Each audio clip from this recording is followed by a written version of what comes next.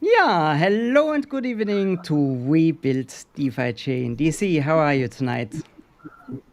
Tonight, it's middle of the day here, lunchtime.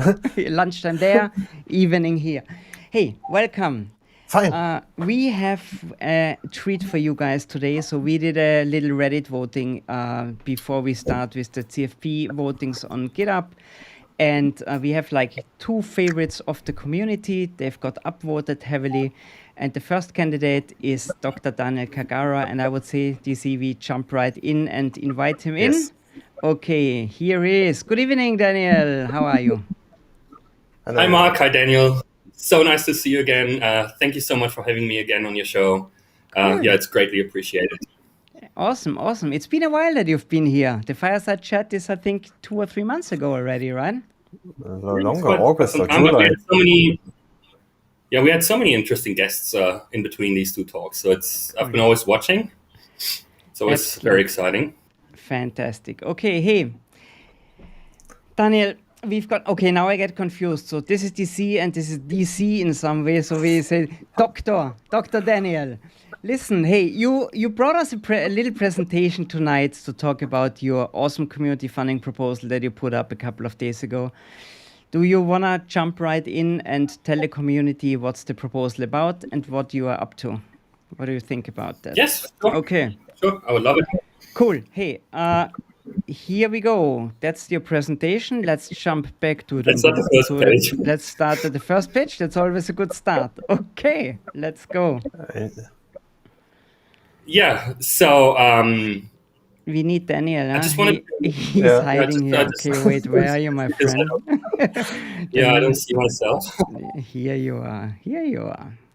Oh, great. Awesome. So I've put this proposal in, and thank you for giving me the chance today to elaborate a bit on what I'm trying to achieve. And so basically what the end game of this proposal is to build a non-custodial, decentralized fund transfer solution between DeFiChain and Ethereum Ethereum-like platforms, like, for example, Binance Chain. I know it sounds very buzzword heavy, but I will hopefully make it as clear as possible, even to people who are not that technical. So I prepared this talk not to be a very deep dive into like cryptography and the technological topics, just more of a talk that gives you like a broad understanding of what this is about. And the idea came to me when I did a little report where I was looking at how much total value is locked in all these different ecosystems currently that support DeFi. And first of all, DeFiChain is fairly new. We have to know that. And even though it looks like 1% is a little low, but considering that it's that new and it has achieved $1 billion of total value locked already is, I think, an amazing achievement. However, when you look at other platforms, like, for example, Ethereum, which is around for like, I don't know how many years, 10 years now, definitely a very long time. So obviously there's been a lot more time where like capital could get accumulated within the Ethereum kind of ecosystem. And Binance Chain obviously has like Binance behind it. So that's also no brainer. But when you look at the numbers, it's $289 billion locked in Ethereum DeFi project alone. So it's not like the total capital market value. It's just locked money that's locked in DeFi projects. $41 billion in the Binance chain and only $1 billion in DeFiChain. So I was thinking, okay, there's so much money in this invested in DeFi. How can we make sure that we kind of, well, I don't want to say force it over to DeFiChain, but allow a very easy tunnel where money can flow from other ecosystems over to DeFiChain. And so the problem, I hope I can make the problem a bit more clear. So what you see here now is like the Ethereum ecosystem. So you have projects like Aave, Uniswap, Curve, Balancer. So you have all these different projects, and they all build on the same ecosystem, like the Ethereum ERC 2020 standard kind of thing at the moment. So even if you would create a new project that's like as new as DeFiChain, it's very easy for money to flow from other projects into this new project because it's like a standard ERC 2020 transfer, you know? However, if you want to move it across to a different ecosystem, like for example, DeFiChain, it's not that easy. You can't just transfer an ERC20 token over to the DeFiChain and it just works seamlessly. So I was thinking myself, okay, it is not possible now. It's not easy to move money to the DeFi chain without using like centralized services, without using an exchange or some intermediate party. So I was thinking to myself, what if we can make it easy? What if we can come up with a solution that makes people transfer money from Ethereum to DeFi chain just as easy as they would transfer money from Uniswap to Curve? Yeah, so that's pretty much the goal. The goal of this proposal is to make an easy money flow possible between DeFi chain and other ecosystems. Currently, it's Ethereum and Binance Chain. But yeah, let's see where we go from there. So there are solutions right now. So when you looked at like a couple of these solutions where you can like cash out rep BTC, for example, for real BTC, it's always that there's like a gateway. I call it the gateway. And the gateway has multiple tasks. So in the first step, the gateway would create a deposit address. So imagine you want to send money from DeFi chain over to, let's say, Ethereum. So this gateway would create a DeFi chain address where you kind of transfer the money as a deposit. The gateway is kind of monitoring what the transaction is doing, is waiting for confirmations until it's deeply enough in the blockchain so it can't be reverted. And then in a third step, it would go on the Ethereum smart contract and sign a transaction to release the funds to your Ethereum address. So this is something that is already there, not for the DeFi chain, but it's like widely used in like multiple DeFi chain projects. The problem is, most of the time, and I think it's on the next slide. Yeah, so yeah, maybe a bit provocative, but thanks, but no thanks. I know that the gateways are there, but we do not want centralized services. I mean, I get that there's like a reason why we should have centralized services, especially for novice users that, don't want to just do a mistake and lose all the money. So they appreciate having someone that they can contact. But many users, like me, for example, who's been in like crypto for 13 years or something, we don't really want to use centralized services. And the good thing is, there has been one great achievement by Ren Project, and they kind of introduced a decentralized and non-custodial way to do this transfer. So this is a little bit of buzzword, but so basically they use secured multi-party computation and kind of zero-knowledge secret sharing. So what it actually means is, so on the left side, the party parrots, think of them as masternodes. And each of these masternodes has like a little portion of the key, So in itself, it's useless, this little portion. But when they work as a community, and it has to be fault tolerant, so I don't want to make it too technical. So imagine you have 3,000 masternodes. When at least 2,000 masternodes are honest, just think of it that way, they can create or recreate the ultimate key that can then generate deposit addresses and sign withdrawal transactions. However, now you may think to yourself, okay, well, that's amazing. Why don't we just use this project? Why don't we use Ren VM? Well, the reason why we shouldn't do this is this quote from the Ren project website, from their wiki to be precise. So they say, this algorithm has been pioneered in-house by our development team and can be considered a trade secret. Yeah. We don't want that. We don't want this in an open source world. We don't want it in crypto. We don't even know what it does, actually. So it's working. There's a white paper. We know what it's supposed to do, but there's no way anybody can check what it's actually doing. So now next slide will show my face. The face I did when I actually read this quote, when I was looking for the source code, actually, and I came across this quote. I was shocked. But then I got this idea, and this is what the proposal is about. Let's just do it. We are a strong community. We have very good people in this community. We have such a big crowd intelligence, brain power. Why don't we just sit down and create a system? But this time, not a trade secret. We create it for this community. We tailor it for DeFi chain specifically. We make it open source. Everyone can, have a look at the source code. It will be licensed. under the MIT license, like everything else at DeFiChain. So why don't we just sit down and create a system, but a truly open system? And yeah, this is what it is about. Let's do it. I think we need it. Cool. We need some more of these percent. We need some more of these percent of these other chains. Okay, so if I recap that, the big benefit is very easy money inflow from Ethereum or Binance Smart Chain, right? For us in a project. And also, I wanted to ask you, so it looks like on the one side, we've got like the real DFI, so the UTXO or the token.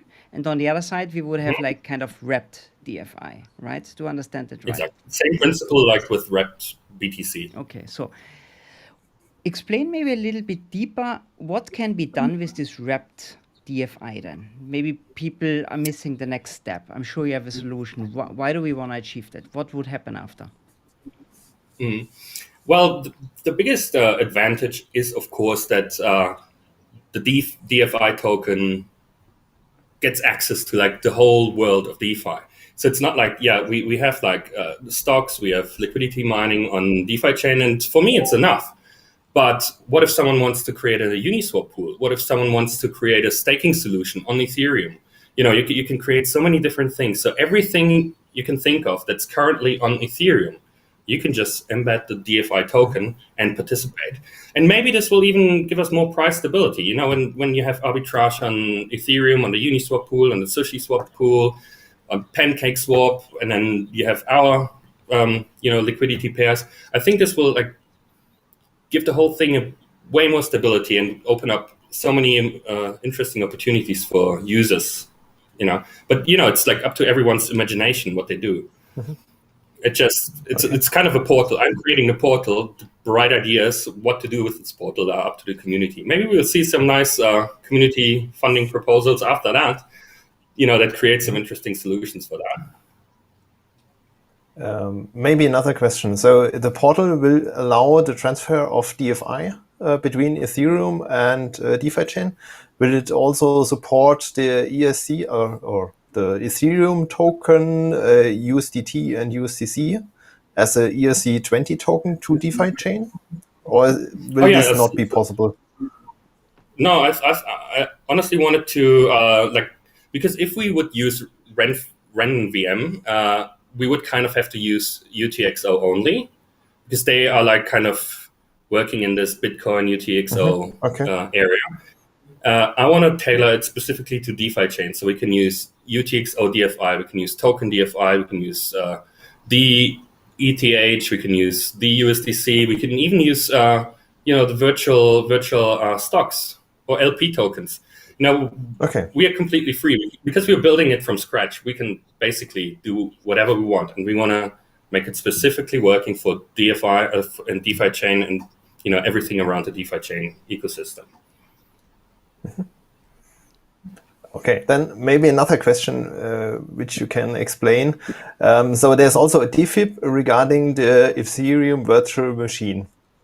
Where will be the difference between the idea of an EVM and your gateway? Because for noob, it sounds like pretty similar or the same. Well, imagine you embed the Ethereum virtual machine into the DeFiChain itself, right? So this will allow users to create smart contracts, to come up with their own ideas, like deploy their own smart contracts, and make DeFiChain grow even more. So I'm completely supporting it. My masternode will sign it. No questions asked. The thing is, this will stay in the DeFiChain. So you can create a smart contract on the DeFiChain EVM that's like a clone of Uniswap, for example. Absolutely possible. But then you can obviously only swap tokens that are on the DeFiChain. So you can't just because it's called the Ethereum virtual machine doesn't mean that you can suddenly send funds to the Ethereum chain. So it's still going to be two separate systems. But that's amazing. So imagine, imagine someone creates similar products that are on Ethereum on the DeFiChain. Imagine we have this portal, and you can just move things around between, for example, Uniswap DeFiChain and Uniswap Ethereum. So it's you can create amazing things. And that's why I think we definitely need this portal. It's not just about to get more money into DeFiChain, even though I think this is a very positive side effect, but also to like allow this entanglement of different projects and different chains. I think this will make the whole thing even stronger. Okay, cool.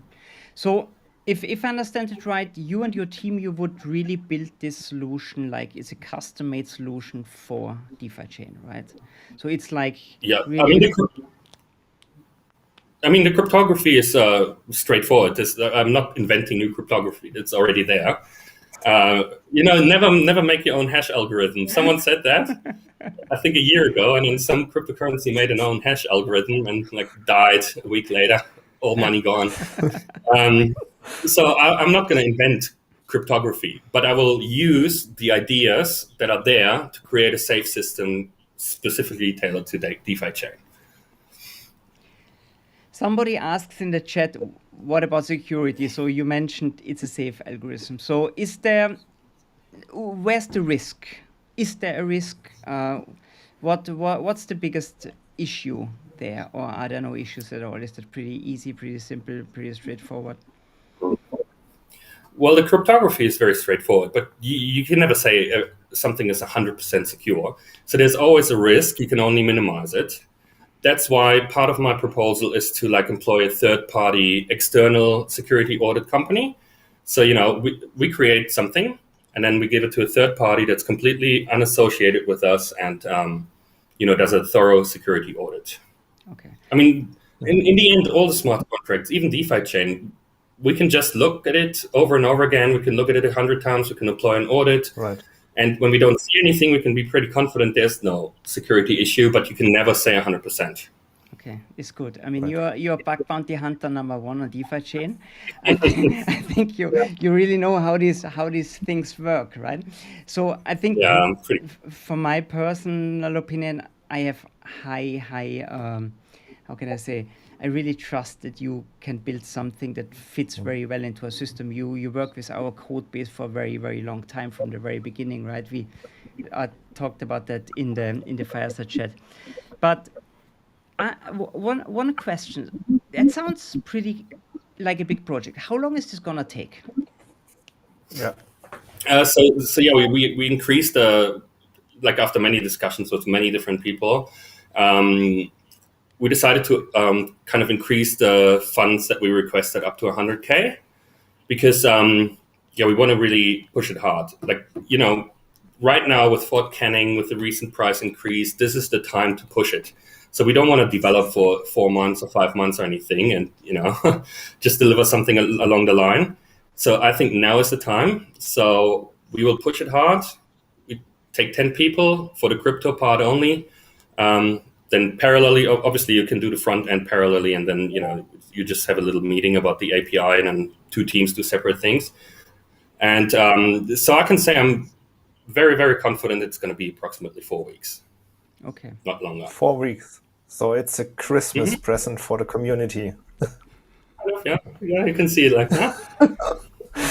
Okay. That sounds amazing, DC, huh? 4 weeks. I thought it's gonna take so excited. Yeah. It sounds like if I did it alone, sure. Look, Mark, if I did it alone, I would probably need 3 months, 4 months, 5 months. But if you just split up the work packages and go parallel, parallel computing, that's kind of what we do, but just with real people, multitasking, multi-core processing, whatever you want to call it. So, yeah. Cool. So that I'm pretty. I wouldn't put in a proposal if I didn't know it will work. No, I mean, I feel very confident with your proposal. I think you showed what you're able to do in the past. So that would really mean, DC, when the voting is over on the 29th of November, right? Yep. So that would mean after voting is over, there's about a month until end of the year. So it's not going to be really Christmas, but maybe more or less end of the year, right? Cool. Well, yeah. I mean, I already started getting the team together. Having first discussions. Even though I don't know if this is going to be accepted. But even if it doesn't get accepted, it's not for nothing. But yeah, I really hope that the community supports this idea, and I'm super excited to get into it and just make it happen. Cool.